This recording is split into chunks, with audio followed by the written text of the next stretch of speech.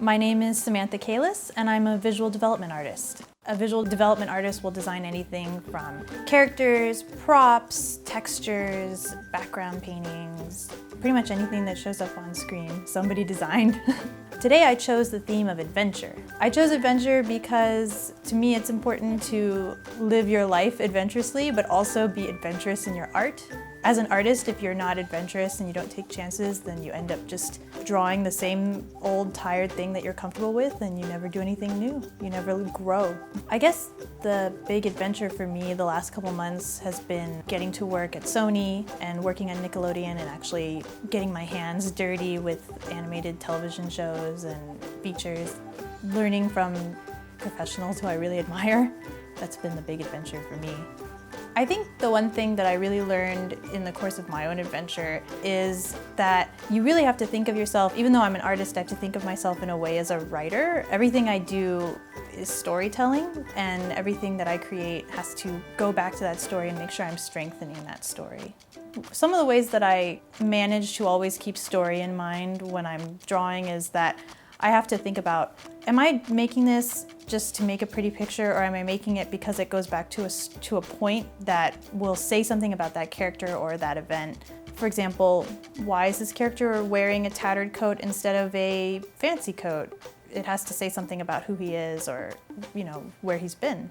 I think for me, the narrative of the piece that I created today, obviously ships and adventure and going on a journey someplace. My mom always likes to tell me whenever I'm getting down about not moving forward in my life, she always likes to say that you have to do something, anything to shake up the universe. So I think making a big move or a little move, just something to get you out there, and that's kind of what this ship going through this strange alien landscape means to me.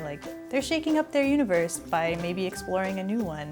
From there, it really just evolved into what kind of landscape is this and where are they going? And I thought, I really want to put 2 moons in here and make it about aliens. Okay, step by step, the process of what we saw today is sort of the initial spark of the idea, and I have my reference photos, and then I just sort of for this particular piece, just went at it, sketching and putting in the big shapes so that I had sort of a backdrop for my ideas. And you notice the shapes change pretty dramatically over the course of the painting because, just compositionally, I'm always thinking about it. And you start painting it up, you start putting some texture on. I have a library of watercolor textures and washes that I've created and scanned into the computer. Those I use on multiple layers at different opacities or different layer modes to sort of give the painting a hand-drawn or touched by human beings feeling, because sometimes digital paintings can get a little cold.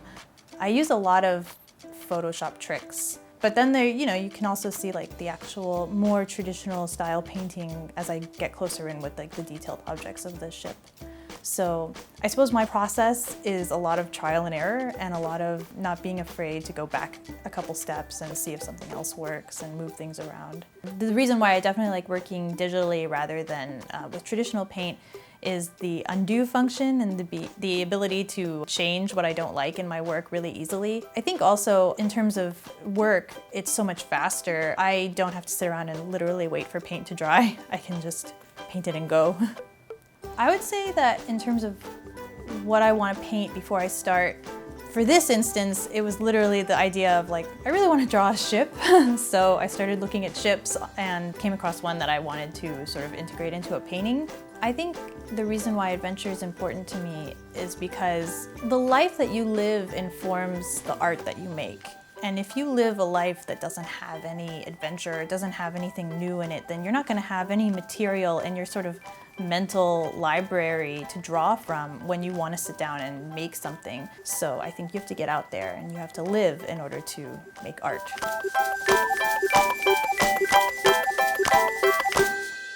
Soap and Cake, subscribe!